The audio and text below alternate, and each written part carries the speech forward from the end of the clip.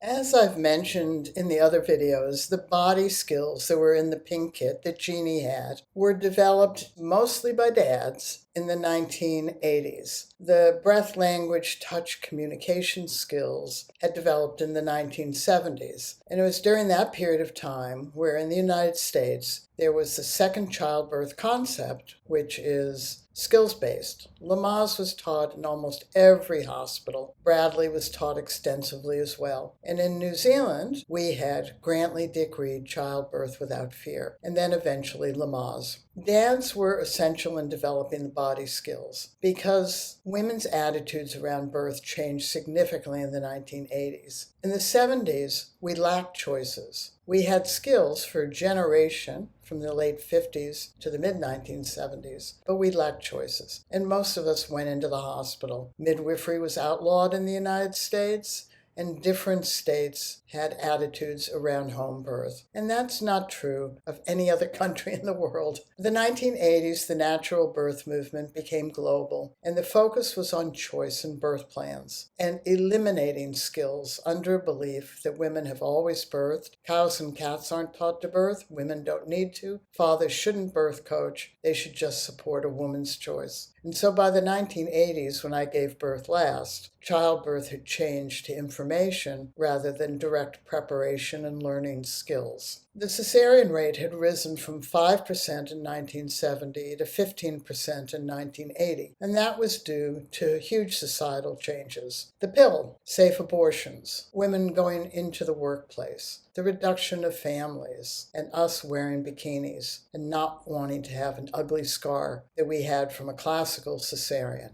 And we wanted to be awake, and we wanted our husbands with us, and we wanted to try for a VBAC. So we put pressure on the medical community. They came up with a bikini cut with a low-line incision, and it meant that we could stay awake using an epidural or a spinal. Our husbands or other could be with us, and it was safer for us to try for a vaginal birth after a cesarean. The reason cesareans rose is that women no longer had the patience to be in labor for an extended period of time. If labor lasted more than 24 or 36 hours, most women were absolutely fed up. And the idea that women would labor and labor and labor because there was nothing you could do about it really went out the window. And women were fine with having a cesarean, the new type of cesarean, because then they could try for vaginal birth after a cesarean. So what dads understood was that you couldn't change the object inside the container, but you could change the container. And that's where the body skills came from. The bony structure body skills in the pink kit, the soft tissue of the pelvis in the pink kit, those were all the skills that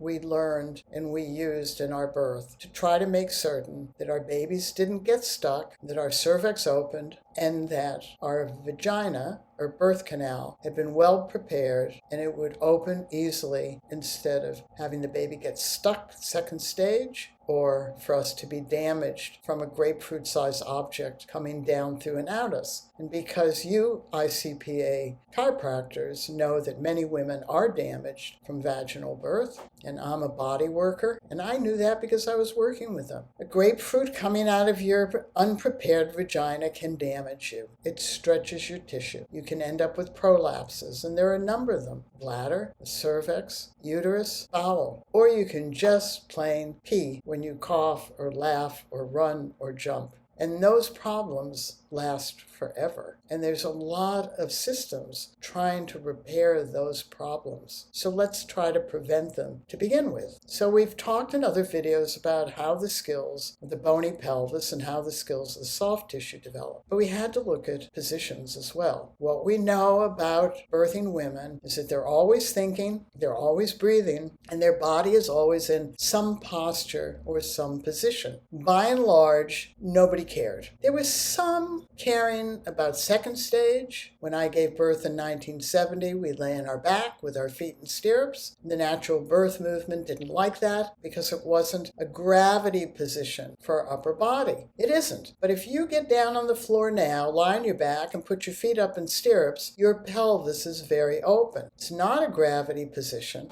but your pelvis is open. So now I want you to move from that position into a semi-recumbent position. Torso is upright and you're sitting on your sacrum with your knees bent. Well, that's upright. But now you've fixed your sacrum down onto the bed or the floor, and your baby needs to push the sacrum out and back in order to turn the corner under the pubic bone. So the semi-recumbent position that was advocated by the natural birth movement was not a good position to deliver a baby in. And how do we know that? Because women pushed and pushed and pushed until they popped blood vessels in their eyes. And you would see them try to get onto one side, lift up one side. Then there got to be a point where people were saying, get into any position you want. And the next position that became very favorable was a hands and knees position. And that became very complicated from our viewpoint. And it became very complicated in New Zealand as well. It was used in New Zealand that has a midwifery model of care for all pregnancies and birth to be a position you get in rather than using pain relief. When a woman gets into a hands and knees position, her baby falls out of her pelvis. A lot of people think that hands and knees is a gravity plus position, but it's not. It's like lying on your stomach. The only thing that's upright are your legs and your arms, but your torso is flat, but you're now on your stomach. And what happens is that your baby falls out of your pelvis and falls down to the floor with your stomach. And what happens is your labor goes off. And that's why it's used for pain reduction. Because if you're having a progressive labor, your contractions are getting stronger, shorter, and longer, and you don't have skills to cope, and you feel you aren't dealing with the pain anymore, and you get into a hands and knees position, and the contractions back off, and you have more space in between, you feel relief. But then you can stay in labor for hours and hours and hours longer, because your baby is telling you it does not like that position. It liked the position you were in when you were having effective,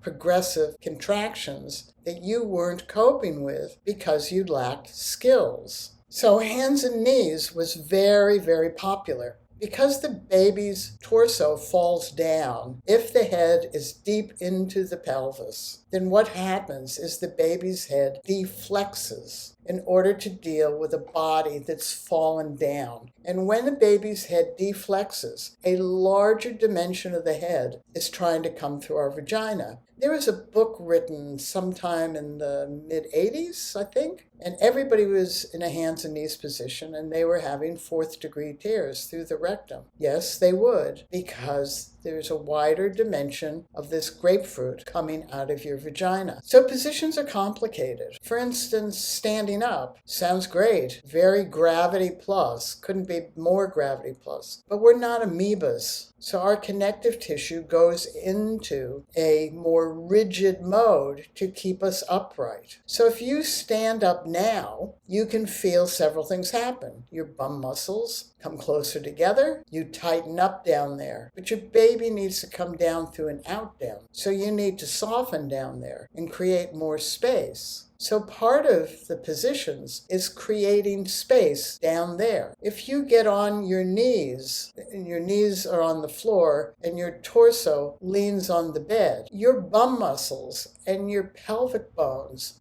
have more tension in them because you're kneeling, so your legs are upright, and that causes tension in the connective tissue. But your pelvic bones are symmetrical, and so you can now have tension inside. Just create a little bit of tension that way, or tighten up your bum muscles a little bit. Or you're leaning forward. The baby is having to change its position because your torso is now forward, and your contractions can go off if you're in that position. So what did we learn? Put one leg up. That makes an asymmetrical pelvis, and it's harder to contract that. And if you put one leg up, create as much space as you can between the sit bones, and permit your sacrum to be mobile. How do you know it's mobile? If you can tuck your tail and untuck your tail, it's mobile. And if you're in that position in your pelvis and your legs, but your contractions are still off, they're not reaching a good peak, they're just plateauing, then bring the top of your torso back up and align your baby to the inlet of the pelvis. If you have weak abdominal muscles and you have a weak uterus as well, when your baby's torso falls forward, it isn't as well aligned to the inlet of your pelvis, and your contractions can reflect that because your contractions are reflecting the message that your baby is giving you in each contraction. If your contraction starts and builds and peaks and goes away, your baby is telling you, doing great. If your contractions start, go up, plateau, wander off, your baby is saying to you, you either have tension inside or you're not in a good position, in which case you need to change position. But if you lack skills and you get into a position that your baby likes and your labor becomes more intense more rapidly, and you don't have the skills to cope and manage, work through, deal with, handle, and stay on top of, then you're going to do things to impede that intense sensation. You can do it by tensing up inside your pelvis. You can do it by leaning forward. You can do it by getting on your hands and knees. You can do a lot of things that can back off your labor. You don't want to use positions to do that. And you want to have skills to work through progressing labors because that's what you want. You want to move through labor and give birth to your baby. So you have to go through every position based on the map of the outlet of your pelvis that we talked about in the bony pelvis video. You need to know what your baby is dealing with. And you need to have created space in your pelvis by doing the body skills from 24 weeks on.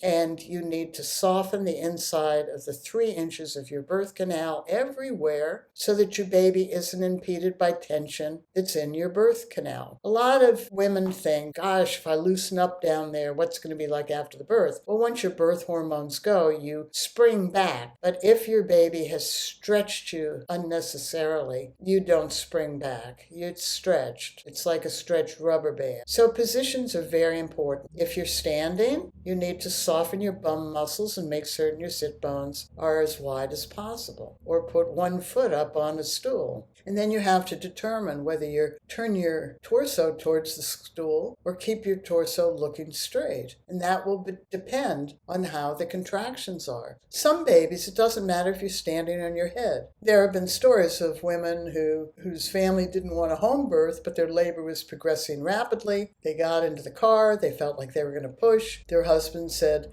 put your head down on the floor of the car and your butt up in the air, and the baby still came out. If your baby fits through your inside easily and your internal tension doesn't stop it, then your labor will be progressive. Why do women have short labors? Because of that. Their baby fits into their body in a manner, and their body doesn't have internal bony or soft tissue tension to stop the baby from opening up the cervix and coming down through and out. You can have a smallish baby in a woman's adequate pelvis and have the labor stall for days because she has internal tension inside. And that's why it's so important to learn how to reduce the soft tissue tension, the soft pelvis. So positions are very important. Practice them. Instead of being semi-recumbent, lean to one side with one leg up. Practice different positions. Stay asymmetrical in your pelvic bones. Consciously soften and pay attention to each contraction. Does it start? Does it go up? Does it peak? Does it go down? Does it go away? That's how you know your labor is progressive.